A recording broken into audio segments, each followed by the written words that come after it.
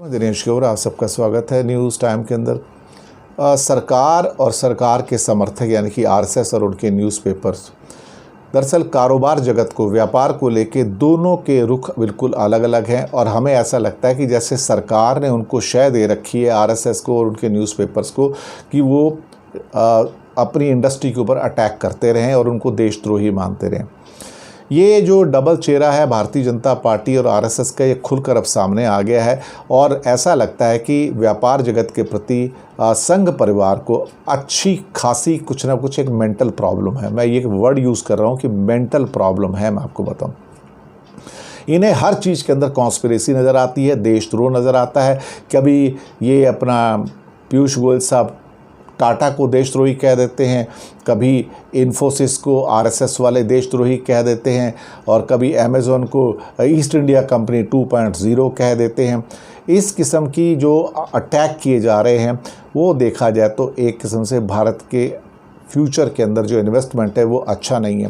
प्रधानमंत्री रोज़ आके कहते हैं किसी न किसी मौके पे कि भारत एक आइडियल इन्वेस्टमेंट का सेंटर है, आप आइए इन्वेस्ट कीजिए, लेकिन उसके बाद फिर अब आरएसएस और आपके लोगों से और आपके समर्थकों से अगर रोज़ गालियाँ पड़ेंगी तो वो इंडिया में क्यों आएंगे।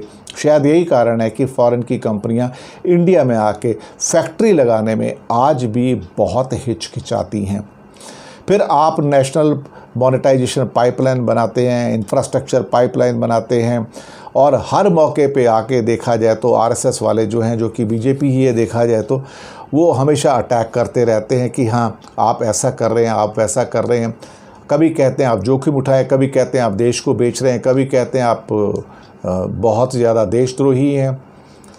इस मामले में सरकार का रुख दोहरा रहा है और मैं हमेशा कहता हूँ कि भारतीय जनता पार्टी कई बार दोहरे रुख को लेके काफ़ी प्रचलित रही है उस मामले में कि हाँ एक साइड में एक बात कहते हैं और ऐसा लगता है दो मुंह है, एक बाहर वाला है, एक अंदर वाला है। तो अंदर बात कुछ और होती है, बाहर बात कुछ और होती है और आके लगातार वो फिर इंडस्ट्री के ऊपर अटैक करते रहते हैं।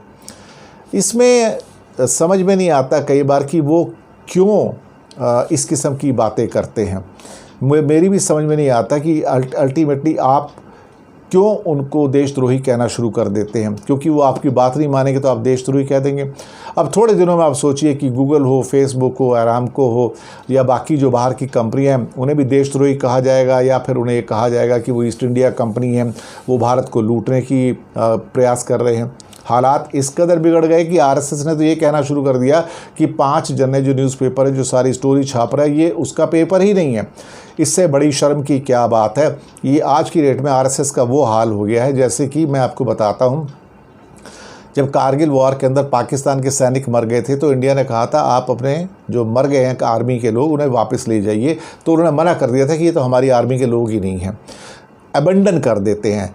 तो वही पाकिस्तान की जो आदत है, वही आरएसएस की आदत है कि वो दरअसल ये कहते हैं कि हमारे है ही नहीं, जबकि 5 जन का प्रकाशन आरएसएस के अधीन है और ये अपनी बात काटता है। तो इनमें और वो पाकिस्तान की आर्मी के अंदर कोई फ़र्क नहीं है, जो ज़रूरत पड़ने पर साथ आ जाते हैं और ना ज़रूरत अगर कोई ऐसा मौका आ जाए कारगिल युद्ध टाइप का या ऐसा जो अभी हो रहा है तो उसमें कन्नी काट के निकल जाते हैं।